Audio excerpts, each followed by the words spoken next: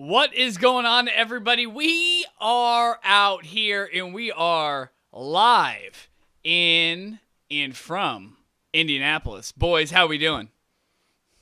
Doing well. Out here in Indianapolis, home of March Madness, alongside our guest and my gracious host for the weekend, Justin. Yep, hey, it feels great to have Mitch in town for this exciting weekend of March Madness basketball. And my gosh, we've waited 2 years for it and can't wait for all this action to start here in about, 50 minutes? Yeah, first four games taking place here in Indiana in the next 50 minutes. Yeah. I know it's coming up quick, and you have a Cover Your Balls? Is that a Cover Your Balls? Is that merchandise? Oh, yeah. It is merchandise, courtesy of this beautiful man right here. And you quick show the back real quick. Oh, yeah. It's just one. Forgot about the back. Got the ball pit. Wow. Can you see it? Yeah, he sees it. Yeah, right there. The ball pit. Yep. There it is. Well, guys, it's 4 o'clock, and everybody knows what we do at 4 o'clock. It's our top four at 4. And that music's a little loud. So we're just going to cut that right out of here. Guys, what are your top 4 animals? Top 4 animals at 4. I'll go first as I just pitched it to you at the very last second. Jordan, coming in at number 4 for me is a dog, a man's best friend. I've never had a pet dog, but he's at number 4. It'd probably be at number 1 if I had a dog, but unfortunately it is not. Now, coming in at 3, bit odd, but I do like raccoons, okay? I do like raccoons. I know people hate them. They get in trash, but they're always up to something. And I'm a big fan of raccoons. But, Jordan, my top 2 cannot be defeated. Number 2 is flamingos, because flamingos are extremely versatile, and they're on one leg all the time. They can be on one leg, 2 legs. They're always up a leg, if you know what I'm saying. I do hear what you're saying. And at number 1, Jordan, are orca whales, better known as killer whales. But let me just put the myth to bed. They don't kill you in the open. They only kill you if you hold them captive at that bullshit of a place called SeaWorld, okay? There's no records of them killing people in public. So cut the shit, everybody. Orca whales are friendly, and that's my top animal today, Jordan. Wow. I love it. Thank you. Time for Justin's. Yeah. All right, yeah. That was pretty before intense. I start, right. I mean, yeah, before I start, if anybody thinks differently about your orca whale rant there, they got to just go take a hike. They will take a hike. So, number 4 for me, I got to go with tigers. They are just awesome creatures to see in person. A lot bigger than I really expected, before going to the zoo when I was little. I thought they were always, a little smaller, but they're huge. And then at number 3, going to have to go with dolphins. Dolphins are such cool animals. Loved them when I was a kid, and I really want to go swim with dolphins someday if I can. That'd be a great time. And then at number 2, we're gonna go with grizzly bears. Grizzly bears who just look like, I just wish they would be cuddly, because you know how awesome it would be if a grizzly bear just wasn't a meat-eating, vicious creature, and you could just give it a nice hug. That would be awesome. That'd be ideal. And then number 1, it might be a little unexpected, but manatees. Oh, I love me some sea cows. They only eat, I believe, cabbage or something like that, and greenery. So never have to worry about a manatee eating me if I happen to be stranded at sea and a manatee comes up. You could eat a manatee. They're pretty friendly. But I would feel bad about it, Yeah, well, you gotta survive sometimes. All right, Jordan, what's your top 4 animals? I mean, I kind of hated how not personal your guys' animals were. Mine are really personal. Outside of number 4. At number 4, I have leopards. I have a leopard coat back in the right-hand corner of this room. Huge fan of leopards because of my coat. At number 3, I have Millie the fish. That is the fish that lives on the 2nd level of my apartment. He's a great fish. He's a beta, but he's not letting life keep him down. He's having a good time downstairs. At number 2, I have Thor the husky, one of my best friends, Michelino Sinceri. He lives out in Idaho. He has a husky that I become very fond of. We're very good friends. And at number 1, any and every golden retriever. If you don't like golden retrievers, then I'm not sure I like you as a person. So that's how I really feel about it. Golden retrievers are number 1. What about if you're the kid, though, that got cut from the basketball team for Air Bud? Is it acceptable for him to hate golden retrievers then? Oh, my God. I forgot about that movie. Man, I forgot how athletic golden retrievers are. or how unathletic that can. I mean, so if you're the kid in Air Bud that got cut for the dog, maybe that's the only exception, but I agree with you. If you hate golden retrievers, get some help. And also the whoever loses their spot on the team to a dog might also need some help. Yeah, that's true. Because that's just, I think, a little embarrassing, Yeah, that is embarrassing. Yeah. No, Mo, I did not say cheetah. No cheetahs here. No cheetahs. No cheetahs. Guys, that's our top 4 at 4. Solid list, by the way, guys. It was a good list. Yeah. I agree. Yeah. I mean, Orchid was number 1 list superior. Well, guys, there's a lot to get into in the NFL, but before we do that, there's something a little more pressing, and that's March Madness. On Tuesday, we had an entire episode dedicated towards March Madness, breaking down the bracket. And now we're going to give the audience our top, not our top 4, our final 4 teams, and go a little more in depth before we get over into the NFL, into the NBA. So, Mitch, Justin, what are your guys' final 4 teams in the final 4? You ready? I'll let you go first. Yeah, let me pull this up. I just did my bracket last night, and I might have had a couple cocktails at that point, so I did not. Fondly, I do not, or candidly, I did not remember my picks. The best way to do it, though. But yeah, for the first team coming out of the West and East regions, I got Gonzaga. I know it's going to be a tough feat for them to get to the Final Four, being that they finished undefeated this season.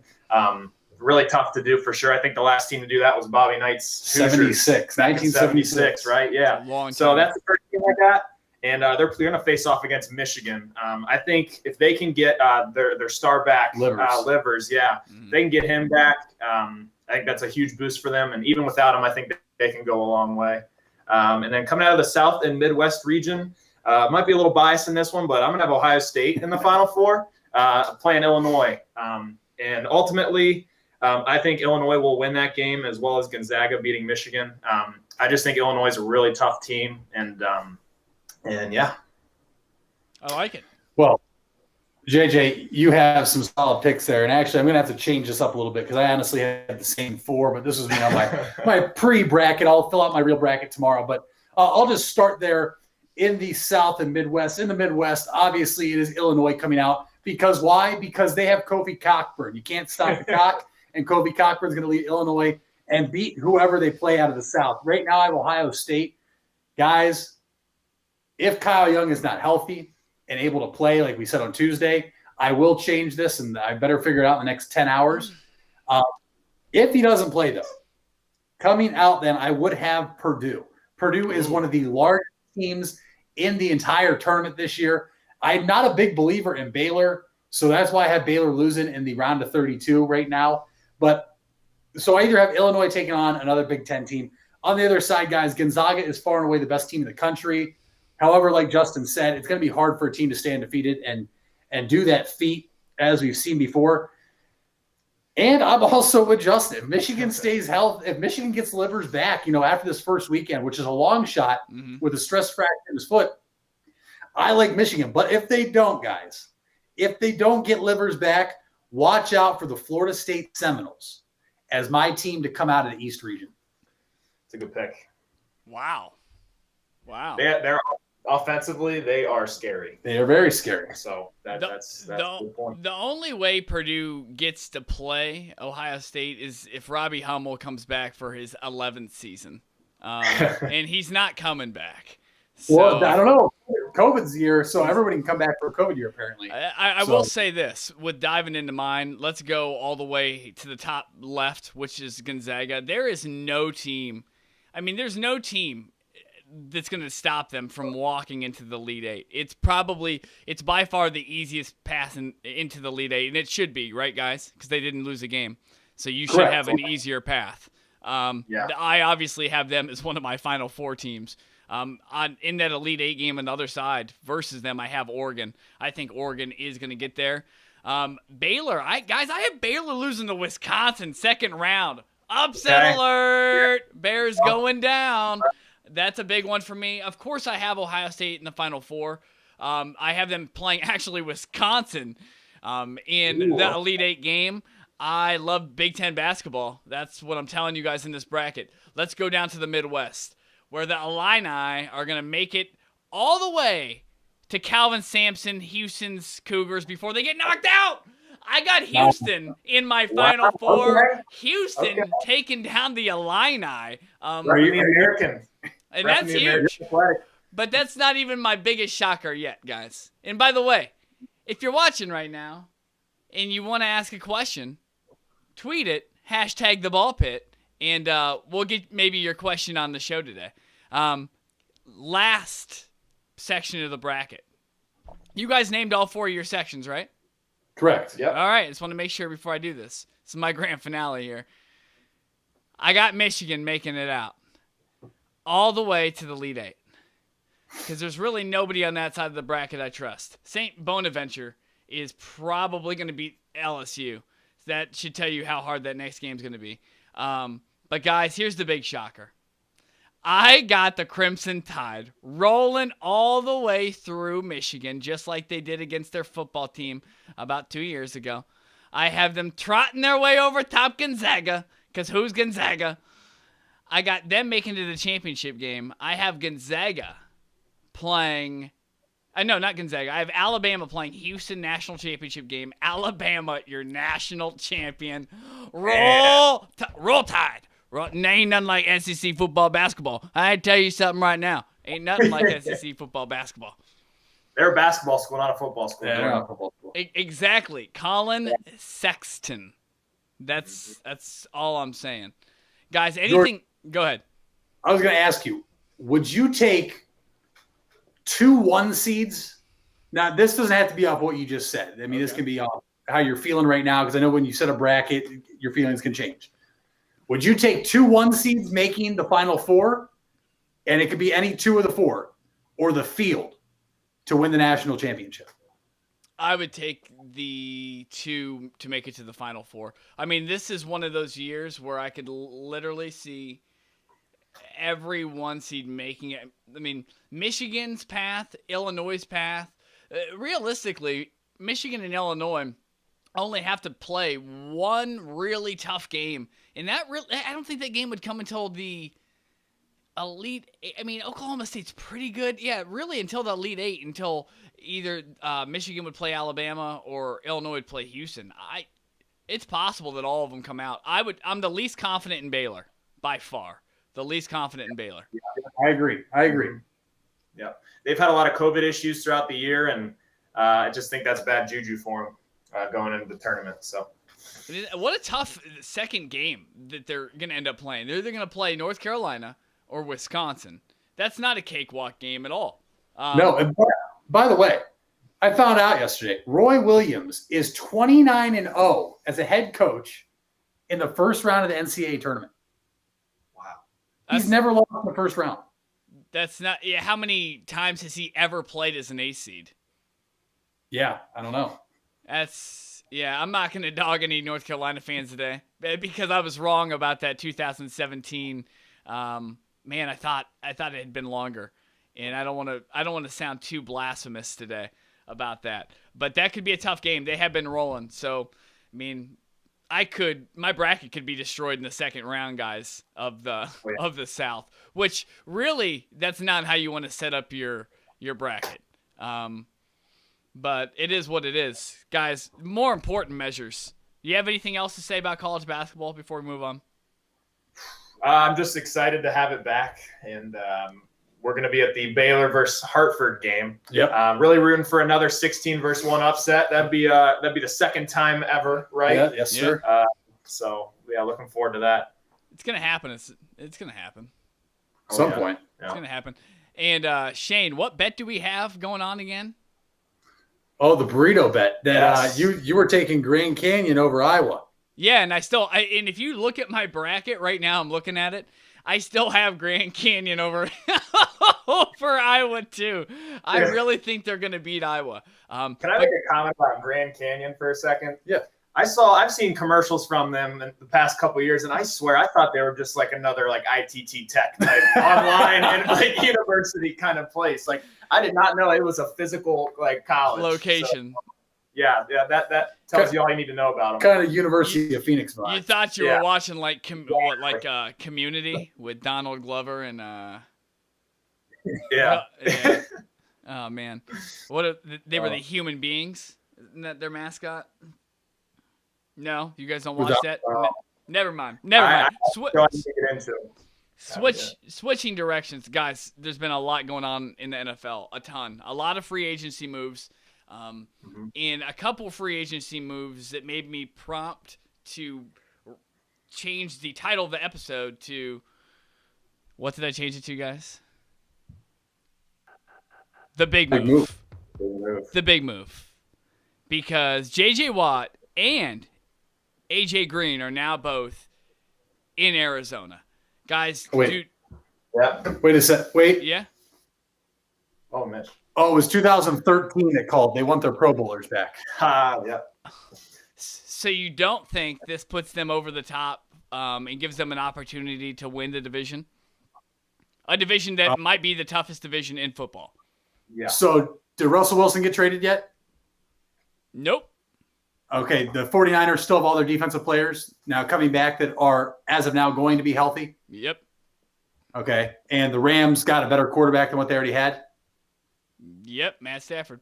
And Kyler Murray's still the quarterback in Arizona? Yep, on a rookie contract. The Muppet? Yeah, okay, yeah, no. The Muppet? Did you call him a Muppet?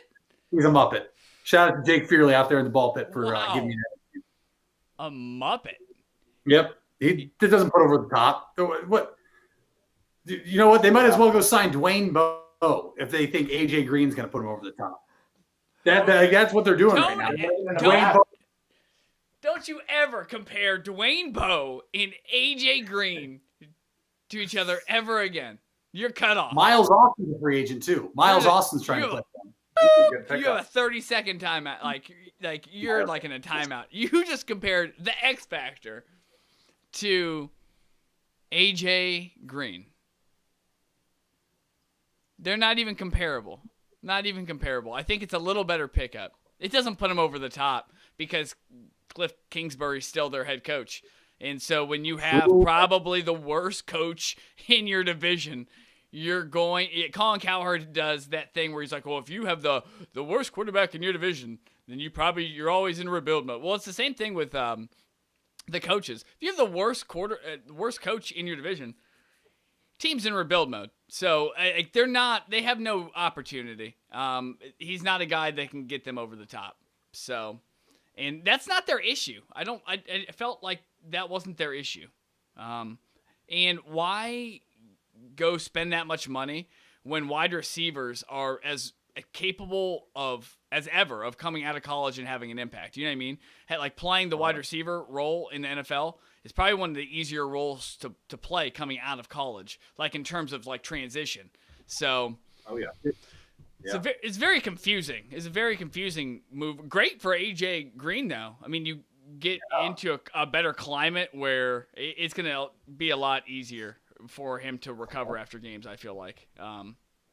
Beats being in Cincinnati. Nothing against Cincinnati, but... No, everything against Cincinnati. Everything. I mean, Cincinnati's in Kentucky, so, I mean, why would you want to be in Kentucky to begin with? It really is, though, isn't it? Isn't that weird how... Yeah. It is. I like the city. The city's beautiful. I like going down there. I mean, Justin went to UC. Yeah, UC. So I just casually threw a shot at UC next to a UC alum, but, I mean, come on. Yeah, I do. I will say it could be a hot take to some, but I do love me some Skyline chili. I know a lot of people don't like it, and I'm sure a lot of Cleveland fans will be disappointed in me saying that. But I do love me a nice three-way, and I'm talking about Skyline, all right, with the shredded cheddar cheese, the onions and the chili and the pasta. You can't really beat that, to be honest. So fair enough. Fair enough. Guys, you guys didn't have a whole lot to say about the Cardinals move, which is understandable. There's not a whole lot. There's not a whole lot of smoke. I get it, but I feel like this next move you're going to really have something to say about. Okay.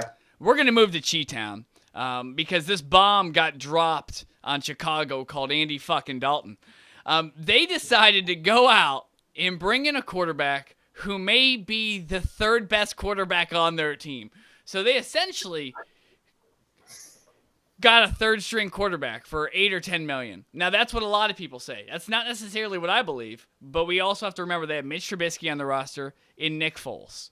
So the question I have for you two is, was bringing Andy Dalton in an upgrade for the Bears, or was it a downgrade? I mean, I would say it's not too difficult to upgrade over Mitch Trubisky. And Andy Dalton has been to the playoffs at least, and so has Trubisky. I think Trubisky's actually won a game in the playoffs, unlike Dalton. Yes. So now I'm kind of contradicting my statement here. As far as resume-wise, I don't think it's an upgrade at all, Jordan. But I think, he could get them to an 8-8 season. They still have Allen Robinson. They still have that Montgomery really, I think, exploded the second half of the year a little bit. They finally found a running game. If they can do that and get Allen Robinson involved, I think they have a chance to maybe be a wild card team. I could see that, but it really just depends if Andy Dalton can produce for him. And we've seen him do well in the regular season at times, but when it gets to the playoffs, it's difficult for him to produce. So and they still have Khalil Mack, and you can't ever rule that out. So. Guys, I'm sorry. Breaking news. We have a reporter out in the field, Brandon Ranke. He just broke the news that the Buffalo Bills have actually signed Mitchell Trubisky to one minute. What's the contract, Brandon? Oh, we don't fucking care. Yeah, that's right. Never mind. We don't know the details. But, yeah, he is now a Buffalo Bill. The Bills have definitely gotten worse. The Bills just got the Walmart version of Josh Allen. Shout out to Jake Plata because he's the one who originally gave that analogy. He's not that sturdy. No, okay, but listen, Jake Plata was right. I'm giving him all the credit because he's the one who said that, and I had to say it. Josh Allen, Target. Mitch Trubisky, Walmart. It's kind of like Josh Allen, Steinmart, Mitch Trubisky, Marshalls. You brought back Steinmart. Steinmart, very classy, had some nice bougie type of stuff in there. Mitch Trubisky, throw him away with Mr. and Mrs. Potato Head. That is the worst store ever. So, but that's neither here nor there. Back to the Chicago Bears talk. Jordan, the move made them worse. Don't believe me, guys? Go check any sports book where gambling is legal. By the way, I'm in Indiana. I am placing hella sports bets this weekend because it's legal in Indiana. RIP to the bank account. But get with the program, Ohio. Seriously, DeWine, what the hell are you doing? Worrying about masks and shit. No, get sports gambling in Ohio, okay? But the Bears' odds to win the NFC went from plus 800 to plus 900 after they signed Andy Dalton. So, in theory, it made the Bears worse, Jordan. Wow. You think it made them worse? I mean, they got the gingerbread man. The red rifle. You think it made them worse? Andy. Don't mind my dog. We have a guest in the audience. This is all I'm going to say. Andy Dalton. Here, I can hold him. Or if you want is not necessarily a upgrade, but he's not necessarily a downgrade. I feel more confident with Andy Dalton than I feel with Nick Foles or what I have with Mitchell Trubisky. I understand that his ceiling is not very high, but Mitchell Trubisky's problem wasn't necessarily that his ceiling wasn't high enough. Is that on any given Sunday, Mitchell Trubisky could come into the stadium, forget his helmet, throw 5 picks, and all of a sudden you have a problem because your defense has to obviously create turnovers because your offense has given up 5 turnovers. That's the problem with Andy Dalton. He's not going to burn the house down. He could watch. I would leave him home. If he was a 15-year-old boy and I had 3 other kids and he had to watch them, I'd leave Andy Dalton home with the kids. But the problem with Mitch Trubisky is he was lighting the house on fire. Unfortunately for Mr. Pace and Mr. Nagy in Chicago, their days are numbered. Because Chris Farley and everyone in Chicago, that's the spirit of Chris Farley, that is, not the real one, will come for them because this is unacceptable. They had ample time to at least throw out some offers to really anybody, and they decided to stay put and basically surrender their jobs because, by all accounts, this will be their last season, guys, with the team as general manager and head coach. And the Bears just can't seem to get the quarterback situation resolved. I think they've had a tougher time than the Browns over the past 50 years getting a franchise quarterback. They're starting to become the Browns if they aren't the Browns. Think of who's their best quarterback they've ever had. Like in recent memory, Jay Cutler is the only one I can think of who won games. Sexy Rexy Grossman took him to the Super Bowl. Yeah. Oh my gosh, I forgot about that on the back of that incredible defense and unbelievable. Who was their kick returner? Devin Hester. Devin Hester. Gosh, they were unbelievable. Matt Forte at running back, I believe. Oh my goodness, they did. Oh man, Matt Forte had some good years at running back. Yeah, Matt Forte is solid. So guys, have you got into the Deshaun Watson civil suit yet? Have you gone into the allegations? There's been multiple allegations, and some more came out today. I believe from another woman and someone. My reporter Brandon Ranke. I'm sure he can fact check that for me out there. But what do you think about all this coming out right now? Because there's never really been any dirty laundry or anything about Deshaun Watson in ever. Like he's been like model, right? Nothing ever. What do you guys think about all this coming out right now?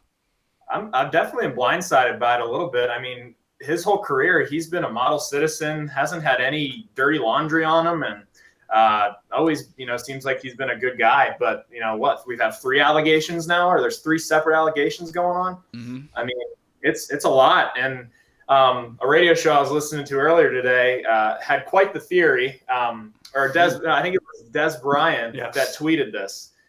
He feels that the Texans put out these stories to get back at Deshaun for all that he's done. Very strong allegations on Des Bryant's part. Excuse me, this just is going to keep freezing.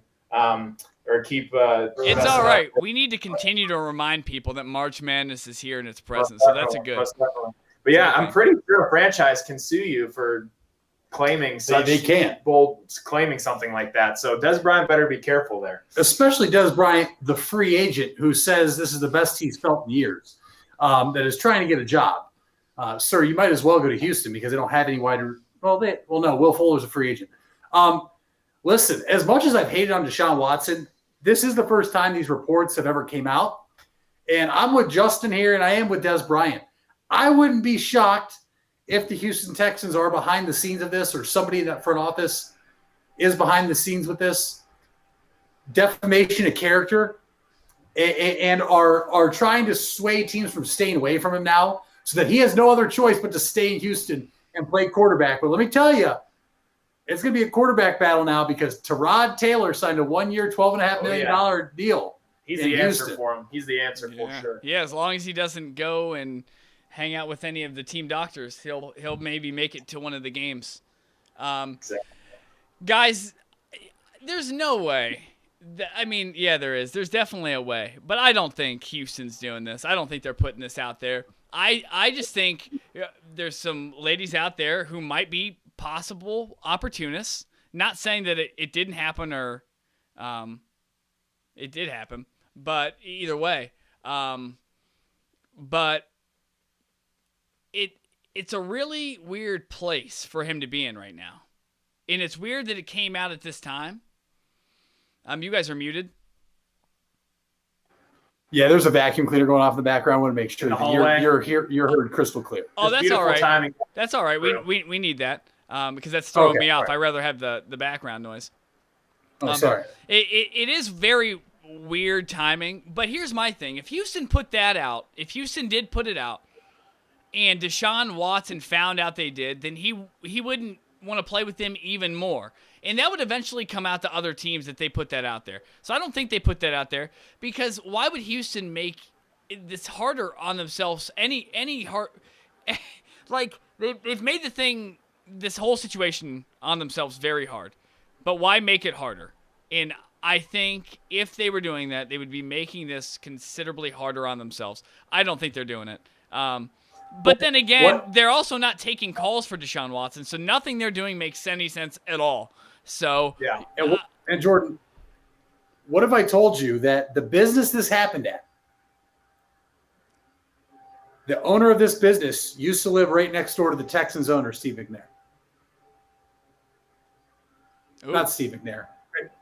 No, is it Steve? The guy that called them. It's definitely not the past quarterback for the Tennessee Titans. It might be it's Cal McNair. Cal, yep. Sorry. Yeah. R.I.P. R.I.P. to Steve McNair. Yeah, sorry. Rob Baronis. Sorry. Oh, shout out to you, Dad. Yeah. Best kicker all time. But no, what would you say if the businesses happened that used to be neighbors with Cal McNair? I don't know. Would that increase your chance of being swayed that the Texans did put this out? I mean, yeah, if you're or is Deshaun Watson just a horny dude? I mean, he was hanging out with Mia Khalifa for a bit. Him and Mia Khalifa had ties for a bit. I mean, if you're telling me, do I think that he did what he did in the article I read? I would hope that no guy would ever find themselves in that scenario and would do that. But every day I get online and I type in Florida man did, and something new pops up every fucking day. So no, would I be surprised if Deshaun Watson did something like this, even though he has all this money and has perceived, as anybody would say, he has everything? No. People who have everything do dumb stuff all the time. I hope he didn't, and I don't think he did because of how these came out, but I think this is something to keep an eye on because you guys are right. Nobody's going to want to touch this at all. So if Houston did do this, because it would have been very easy for Houston or whoever did this to pay these girls money to go out front and say, hey, it doesn't matter if we win the civil suit against them or not because we already got paid up front from whoever hired us to come out and say these things. It could be an angle like that, but I mean, that would be pretty intricate, and I don't know if anybody wants to screw with him that much. But they did pay him $40 million per year, and then he came out and said, I'm not playing for you. So, and I will say, part of this is on Deshaun Watson, too. He's the one that signed that contract, I mean, a year ago? Like, did he really not see like, what was coming? Did he not see a complete rebuild coming? I've said it all along. Why is nobody mentioning that? He knew what he signed himself up for. I've said it since the very beginning. DeAndre Hopkins had been traded. He signed the deal in September after the roster was set. He knew who he was throwing to. He knew who was running the ball, who was blocking. Okay, the only thing he didn't know was that Bill O'Brien was going to get canned, which if you ask me, it's a better move that he's gone now anyway. So Deshaun, 100%. I'm not sure why you're mad. And so, Jordan, if these are true, you're right. No one's going to want to touch Deshaun Watson like none of the massage people wanted to touch him. Boom. He's set up. He's pulling a little bit of craft out there. Yeah. He might be. Wow. He might be. I'm full of jokes today. You are full of jokes. Guys, there's a little more NFL stuff I want to get into, so we're gonna keep riding along here. Let's hop into all these free agent pickups. In particular, the guys who got paid, like Trent Williams. Did you guys see Trent Williams' contract?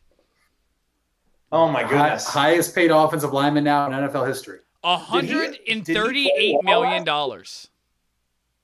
Did he play well last season? I didn't hear much about him at all. Obviously, he's an offensive lineman, so you're not going to get much coverage on those guys. But I have seen a couple of his pancake hits from last season, and my goodness, he lays the hammer down. Yeah, there hasn't been a contract even remotely close to Trent Williams, so he gets paid out $138 million over 6 years. The next closest was Bud Dupree. Bud Dupree is now a Tennessee Titan, which I found out not too long ago. I'm obviously excited about that. Cleveland Browns fan like you guys. And so Bud Dupree not being on Pittsburgh anymore, that's huge. He went for $82.5 million over 5 years. So he got paid a ton too. $35 million guaranteed. You guys okay with you guys think Bud Dupree is worth 82 over 5 years? You okay with that for Tennessee?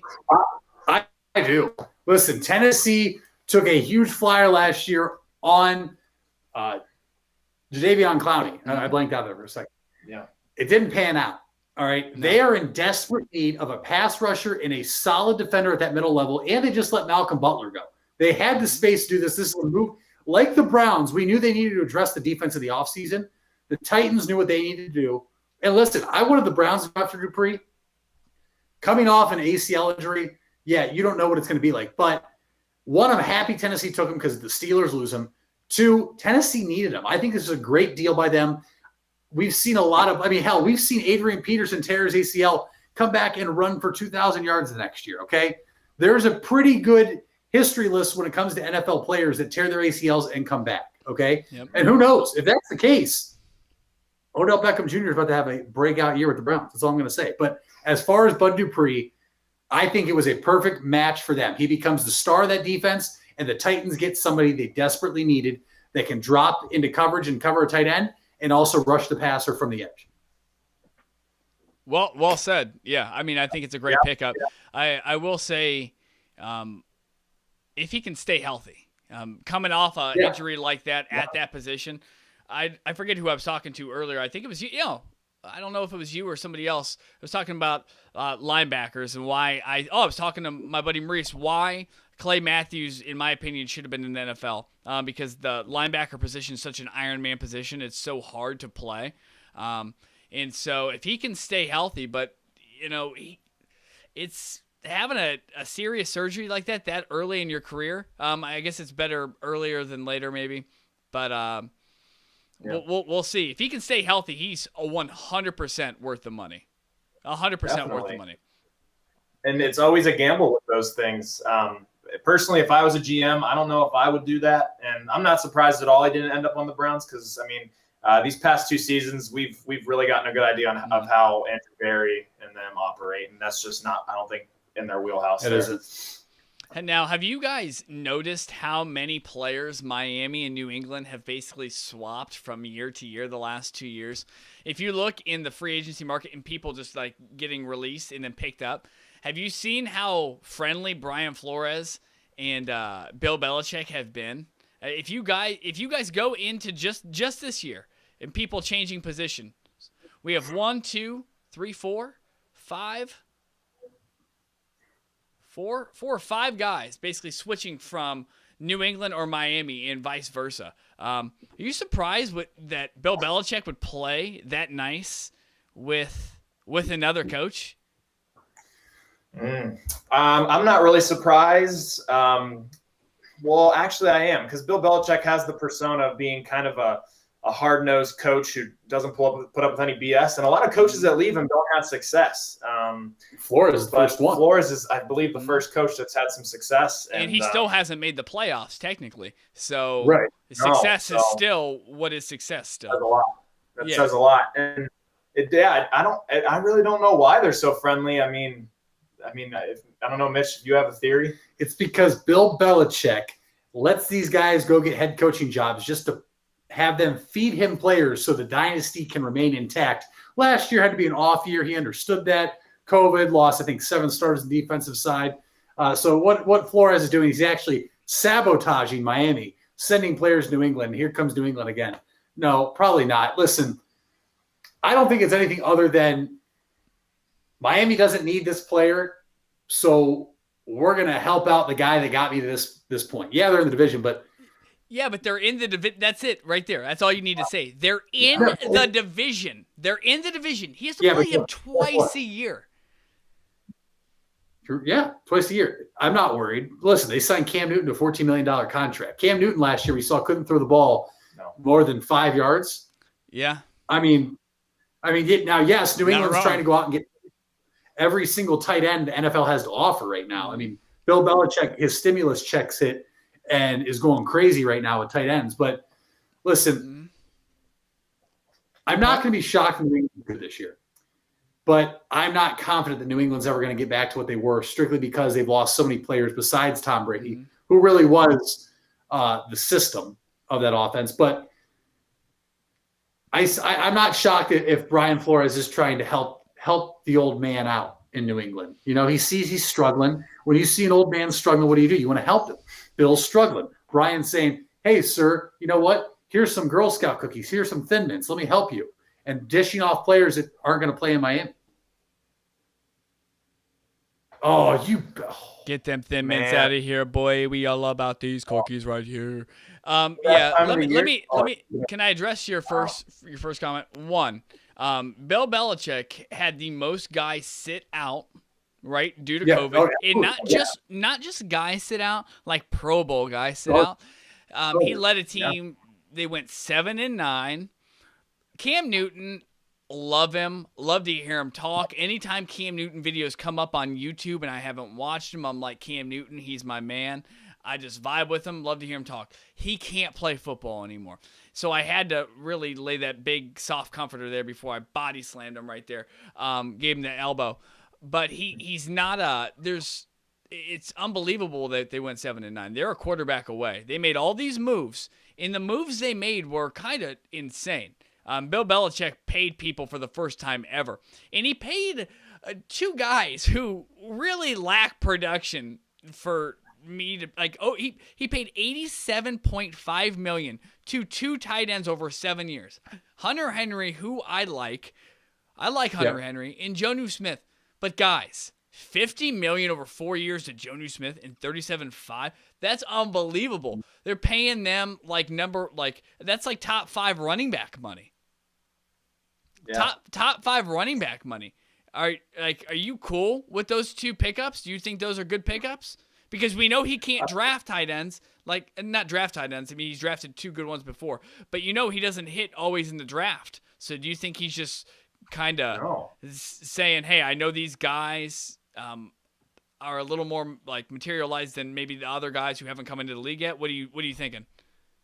I think it goes with he knows his personnel. We just talked about Cam Newton can't throw the ball down the field, right?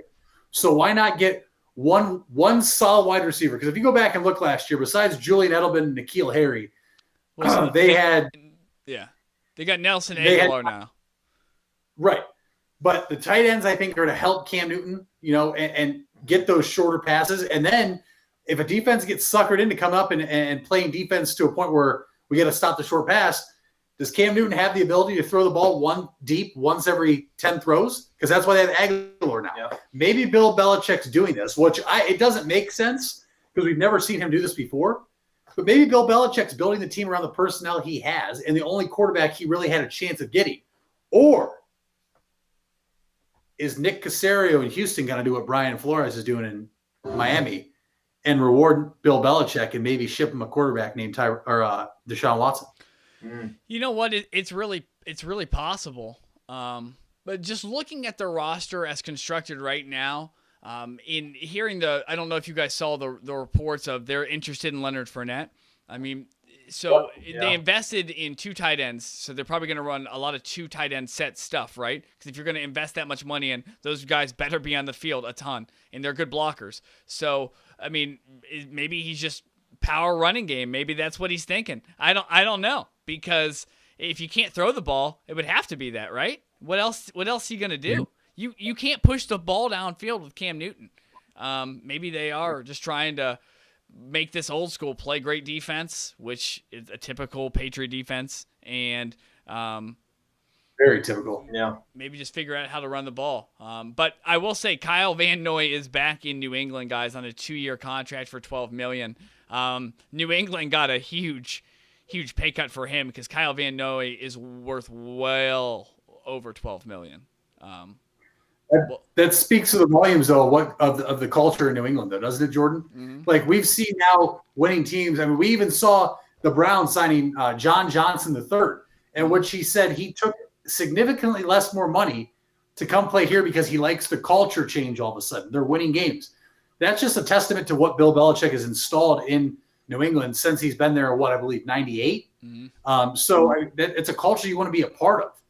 And I think we talked about earlier off the air when I was driving into Indianapolis. Cam Newton really changed last year when you think about it from a media presence. In Carolina, he was made out to be this bad guy almost. The media attacked him. Well, he goes to New England, and it's been very quiet. He's been very professional. There hasn't been any of these issues. And you and I said, is this why he got paid? Is New England rewarding him because he bought into what there is? Or maybe we see a different Cam Newton this year. Who knows? But as far as Van Noy, I think it just goes to it goes and shows you, I think, that the culture that is in New England and Foxborough is one that people are still going to take seriously and take pay cuts for. Mm-hmm. Yeah. I mean, you saw a lot of that, which a lot of the guys, New England, I mean, you're not going to see any team in the league release people and reacquire people either through trades or through other means later in their career. New England is never, like, once they're done with you maybe the first time, that doesn't mean they might not give you a second time. You know what I mean? They do that pretty frequently with players, very frequently. So, yeah, a lot of moves. I'm excited to see if they're able to contend for the AFC East and see if they can beat the Buffalo Bills this year, because there's a lot going on in that division. As to a franchise quarterback, we'll figure out. Well, can Josh Allen do it again? Can he have 2 good seasons in a row? And can New England come back? In the division, Jordan, the Miami Dolphins just signed Will Fuller, a new target for Tua Tagovailoa to throw to now in Miami. Okay. Yeah, and now we can see how good, I love how people always kept telling me it was just Deshaun Watson down there. Will Fuller was serious, although he was hurt a good amount of time, and so he wasn't always available. That's a solid pickup. It's a very solid pickup. Alongside Mike Gesicki and Devontae Parker, now we'll get a real idea of, is Tua the guy? Is he a legitimate franchise quarterback, or is he going to be, one of the middle of the pack quarterbacks that I've said all along I think he is? Yep. Exactly. And Mitch, I think it's time for your afternoon headlines. You cool with that? Yeah, we're just going to go straight to Facebook today and get the headlines off Facebook, because for those that don't know, I was driving into Indianapolis today, and I don't text and drive, folks. It's dangerous. So here on Cover Your Balls, we promote safe driving habits. Click it or ticket, as the Ohio Department of Transportation would tell you, and I assume the Indiana Department of Transportation would tell you, and as I am telling you now as you watch episode 35. And I also don't text and drive. It's get you in a lot of trouble, result in a lot of bad accidents. So, here we go. 100 million stimulus checks are starting to arrive today in the country. Have you got yours? No, I'm going to get mine in, I think, 2 or 3 weeks. Have you got yours? I did, yes. Nice. I got mine. I got mine too. Perseverance Recording reveals what driving on Mars sounds like. That's from Engadget on Facebook. I don't know what it sounds like. I'm not going to play the audio through here. What do you guys think it sounds like, though, if they're making a big deal about it? Man, I don't know. I bet it probably just sounds like driving over a bunch of rocks and dirt and stuff. You know those rock roads that are like Lake Cable Fields. Oh yeah, that rock road you drive on. I bet it just sounds very similar to that. That's what you think it sounds like? Yeah, I think so. Yeah, I bet you it sounds like you're driving on styrofoam. Hot take there. Styrofoam. Hot styrofoam. Yeah, hot styrofoam. But Jordan, into the sporting worlds now. Mm-hmm. According to Mike Tannenbaum, former general manager in the NFL, he says that the Bears only have 2 options if the coach and general manager want to keep their jobs: convince Andrew Luck out of retirement or trade for Sam Darnold. Do you think the Chicago Bears will do either of those, or can do either of those? I don't think they will. I mean, he's been there the whole time. I mean, if they wanted Sam Darnold, they would have went and got Sam Darnold, but they didn't. And so I don't know why there would be speculation now that they would go get Sam Darnold after Andy Dalton. They're not going and getting Sam Darnold.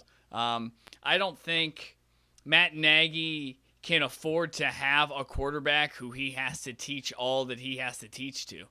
He's in win now mode. And Sam Darnold, his ass ain't in win now mode. And someone needs to undo all the horrendous things that Adam Gase did to him. It's I don't know what, he didn't do like Larry, man, I can't make that joke. That's a bad joke. That's not the move. Sam Darnold ain't the move. No, I agree with you there too. And man, having Adam Gase as your coach can set you back a while. And I don't think Matt Nagy is the person that's going to be able to fix him. So if they were to get him, I really don't see anything happening there.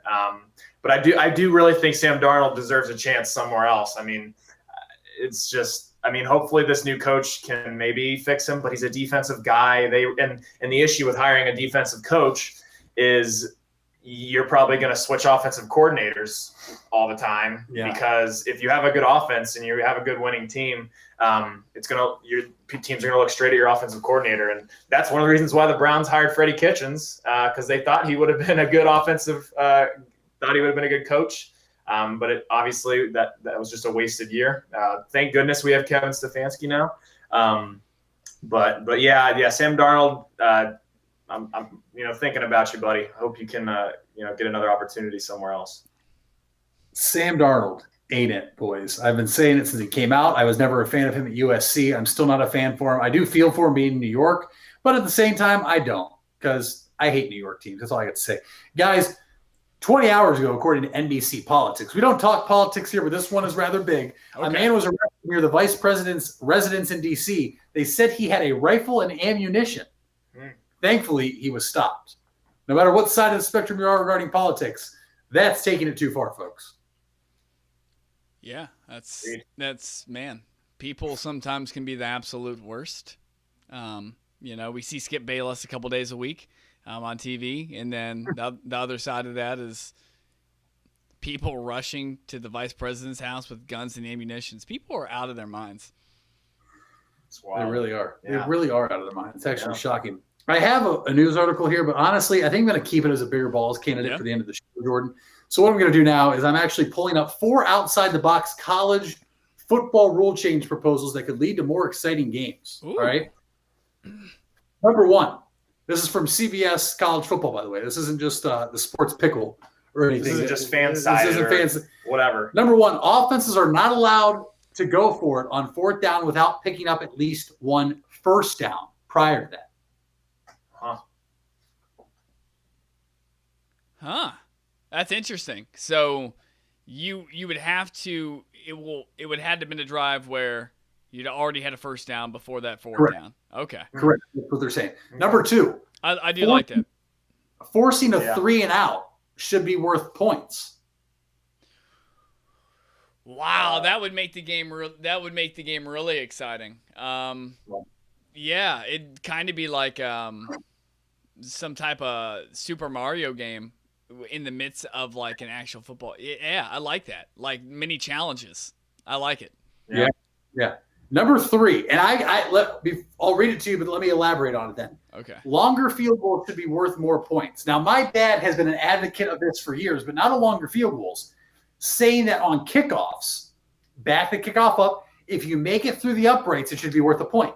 And if you miss it, the ball goes out to the 35 then instead of the 20 or 25. But how do we feel, though, just in general, about longer field goals should be worth more points? I'm with that for field goals. I'm not with that for any other kicking. I don't like the kickoff thing because I need to be able to stop you. I don't like the idea of a free kick type deal. But the field goal I'm cool with. I like that. It makes sense. Yeah.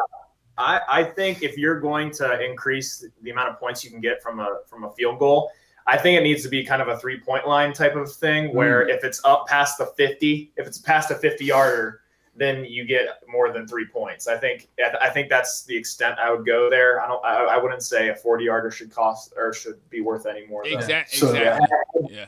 Add a 3-point line to basketball. And number 4, good point though. You only get 3 rounds in overtime. You only get 3 rounds in overtime? 3 downs. 3 downs in overtime. Oh, wow. You only get 3 downs in overtime.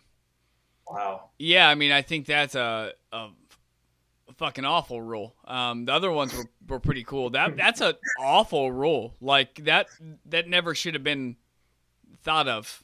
Like, that's how do you guys feel about that? Like, there's no, like, what's the rhyme or reason for that? You want rushed football? You want just luck? Let's go down the field Aaron Rodgers style, Hail Mary? Like, we don't want that from the 30-yard line. The thinking behind that one could just be, offenses are put in advantageous situations with the rules that have been made lately. and maybe they're trying to put the ball back in the defense's court a little bit and give them a little bit of an edge now. But as we see, it's a lot more exciting, I would say, to see good offensive football than good defense. I agree. Yeah, to an extent, for sure. Yeah.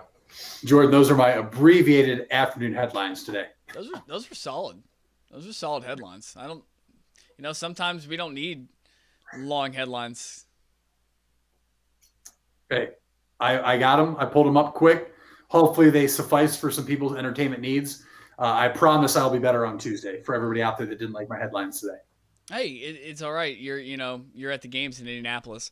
Guys, we haven't really talked a whole lot of NBA lately, which is pretty sad, honestly, because I'm pretty into it right now, especially because we're past the All-Star break.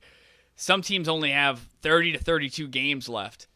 Still in the Western Conference, the Utah Jazz and the Phoenix Suns sit atop the West, above the Los Angeles Lakers and the Clippers. There's been a lot of chatter about the Phoenix Suns, and last time we talked about the NBA, we got into the Phoenix Suns. But I'm going to ask this question for the last time, Mitch. Do the Phoenix Suns have any chance of making it out of the Western Conference? Have they proven enough to you? Have they shown you enough to get you to believe in the Phoenix Suns? I mean, I'll say this: I don't believe that they can be a bona fide contender, but they will be a playoff team. When you have Chris Paul, he's a vet, great point guard, and he leads those guys really well. I say they make the playoffs, but they could maybe get a round in, and then I think they'll be out. I'm gonna probably be. There's probably gonna be some hate in the chat for this, and probably some outrageous reactions if you're listening on Spotify or Apple. I think these Suns have a better chance than the Utah Jazz do to make any noise and make it out of the Western Conference. I also think the Suns are the second best team right now in the Western Conference, strictly because we saw how hot they got last year in the bubble, went undefeated in the bubble, yet teams ahead of them didn't lose, so they couldn't make the playoffs. And then you go and add Chris Paul, Jordan, who you and I and even Sam on past episodes have said deserves some MVP conversation. Maybe he isn't in the top 3, but he deserves some consideration for what he's done now in 3 different teams in 3 different years. Yeah. But I do think the Suns are a legitimate contender. Ultimately will not get out, though, because the Lakers reside in the Western Conference with LeBron James. Yeah, if we're just looking at raw value, me and you go out and we're team captains, and a ton of 30 players come in the room. If Chris Paul's in the room, regardless of who else is in the room, he's going to be one of our first picks if me and you were team captains, regardless of the rest of the 30, because he's that valuable. He's a top 5 valuable player for the last decade. He's just been underlooked, and it's really hard to win a championship being the best player on your team as a small guard, right? Yeah. It doesn't happen often. I mean, the only person who's really truly done it as a guard is Zeke, up in Detroit, Isaiah, and outside of him, nobody's really done it. Nobody really had that success, but nobody else has had that value. Usually, with a really good point guard, you have other pieces around you. He doesn't have anybody. At least he hasn't really had anybody who's a superstar. He has Devin Booker, but he's not a superstar yet, and that's why I think his value is so high, though, because Devin Booker's good, really good. But I mean, are the Suns over 500 without Chris Paul? They're 14 games above 500. They're 26-12. The Phoenix Suns, 26-12. Are they 500 without Chris Paul? I don't know if they are. Okay, I'm not sure if they are. I think they would be. Just strictly off. We saw them get better last year as the season went on. Oh man, yeah, but tell me who they beat in the. Okay, so the teams they beat, they went on an 8-game winning streak in the bubble, and I almost went after you about that. I let it rock. We can't even if I give you context for the 8 games they won, they weren't beating anybody. They really weren't beating anybody. Well, to Tyler Egan's point about the Washington Wizards, you can only play who's on your schedule. I just think his value is that high. I think they are for real, and I think this is why they're for real. Because Chris Paul is not afraid to take a big shot and hit a big shot. I think he's one of the most clutch people in the NBA. He's a great floor general. He has so much experience, and I think they're going to be really good in situational basketball in the playoffs. It's something that I'm not sure other teams will be even half as good at. I think the Phoenix Suns have a chance if some things would have to fall their way. Maybe a guy gets hurt or here or there, but I think they have a shot. I don't think it's 0%. They have a shot. Yeah, guys, going well over to the East. The Miami Heat had scorched everybody in the last 15 games. They're 22. They're 22-19. I think they were my second team I had in the East for the beginning of the season, for the end of the season. Trying to think who I had number one. Oh, yeah, the Boston Celtics. You goons. You 20-2 bunch of goons. My God, you call yourself a basketball team. Did you Cavs last night? Yeah. Oh, wait, they didn't beat the Cavs last night. Cavs stole one. Unbelievable. You guys got the over on 21 wins for the season. Cavs are 15. Unbelievable. They stole one last night. But guys, something a little more surprising than Miami being the 4 seed and being the current 4 seed at 22-19 is the 5 seed, the Charlotte Hornets. Yep. LaMelo Ball gets there. And this is the first time Michael Jordan's ever had like a basketball team that's watchable. In their 20-19. Is LaMelo Ball, I know we talked about him and highlighted him a couple weeks ago, but is he now next up? Would you take LaMelo Ball instead of like Zion Williamson? Is that like, because I feel like that's beginning to be a real conversation because I'm making it right now. So would you guys rather have LaMelo or Zion? Listen, first and foremost, as it appears right now, LaMelo is the clear-cut runaway pick for Rookie of the Year. Yeah. As it appears right now, I was wrong. I told everybody in the ball pit, I was not high on LaMelo. So here I am telling everybody and admitting I was wrong. LaMelo has surpassed what I thought he would do this year. But Jordan, to the question that you threw at us, yes, I would take LaMelo over Zion strictly because LaMelo does more. LaMelo gets more people involved. He is more ball dominant than Zion is, handles the point guard, shoots the three better at a better rate. I don't have the field goal percentages in front of me, but you are absolutely right that this is the best team Michael Jordan has had since being owner of the Charlotte Hornets. JJ, would you take LaMelo over Zion? Yes, I definitely would also take LaMelo over Zion. Firstly, just because, with LaMelo, I don't have as many of those injury concerns as I do with Zion. Zion's explosiveness matched with just how freaking big of a guy he is. He's a unit. I'm just so concerned that his legs will not be able to sustain that kind of physical, just that physicality about him. I don't think he'll be able to sustain that throughout his career. So longevity-wise, I'm taking LaMelo. And like Mitch said, he can do so much on the court. LaMelo can. I mean, his passing is incredible. He's got the three-point shot that he can hit. And I just think he does more. He's a better shooter than Zion. He's a floor general. And if I was starting a franchise, I would rather have a point guard and a floor general like that. And let me be clear. This is no knock on Zion. I would take either one of them on the Cleveland Cavaliers at this very moment. Okay? It's not a knock on Zion at all. I think I'd still rather have Jetty. And I know that's going to piss you off. All right. Hey, I think we're having technical difficulties out here in Indy now. Apparently the guest is about to get thrown out the window. Oh, wow. It's weird how that happens. Just like the bricks that Jetty throws up at the rim. So here's the thing, guys. This team that he's put together, I owe a huge apology for Michael Jordan to Michael Jordan for this reason. I said that Gordon Hayward deal was absolute garbage at the beginning of the year. And we both did.